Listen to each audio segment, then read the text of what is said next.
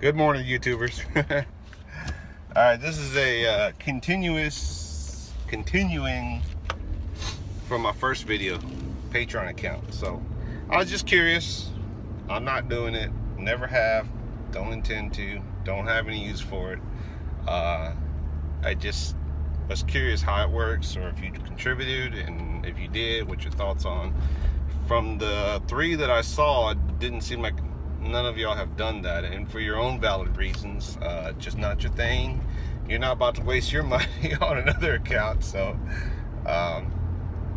just curious, guys, that's all. I'm not going patriotic or nothing with the Patreon account. So I am Pastor Joe Fox. Cue the intro.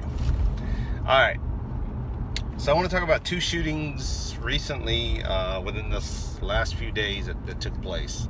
One of them I saw, it was a teenager in North Carolina, shot her mother's boyfriend that was, I guess, beating on her mom. And you know, in this case, in this story, it turned out good for the good ones, for the good people, the daughter and the abused mom that was in the relationship. Now, I don't know the length history. Had she been dating this guy for years or months, but apparently this ain't the first time he's put a whooping on her. And the child stepped up. No child should have to be put in that situation and have to defend their parent. Their parent should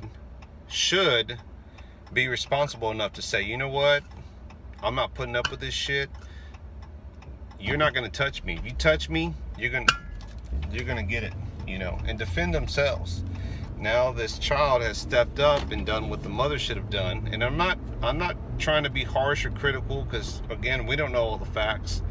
All I know is that you put yourself in that relationship, you should be able to get yourself out of that relationship. It should not be up to your child to do that. But I'm glad the mother and the child are okay. It's unfortunate that the child stepped up and had to shoot the adult male to save her mother. And they're not going to charge the teen either. So this is one of those justifiable cases where, you know, the good guy wins and the bad guy dies. And I'm not glorifying that. It's just, you know, consequences, people. I always tell you, you know, there's cause and effect. You want to do this, this could happen. And it happened to him, and he paid for it with his life. And stories like this, you know, we don't hear about them enough, or we don't hear from them as far as the news media goes. Luckily, it showed up on my news feed. And I think about, like, you know, this is one for the good guys in the book, so to say, to show an example that some people are not physically capable of defending themselves or helping others. And in this case, it was the child and the mom. And this goes to show that there's a reason why people arm themselves to protect themselves. Whether they carry every day or not, they still have the right to defend themselves. Now, do they have to pay for defending themselves? In some cases, yes. In a lot of cases, yes. That means, you know, maybe getting prosecuted by the district attorney's office. Maybe getting charged with, you know, and having to go to jail and get arrested. In this case, it worked out. It worked out good for the mom and the daughter. So, the second story I want to talk about happened locally here in Texas, at an indoor gun range. On Sunday, a 20-year-old male went to the gun range. Now, again, they haven't released too much information on this one, or too many details. But and I don't know how much training this young man had, or if he didn't know what he was doing, or that he just wasn't paying attention.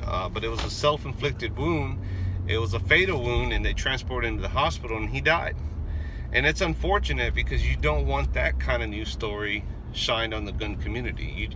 You don't want to hear about stories like that, because it makes people say, oh, there you go, you know, he shouldn't have been having a gun, or, you know, guns kill people, and they do.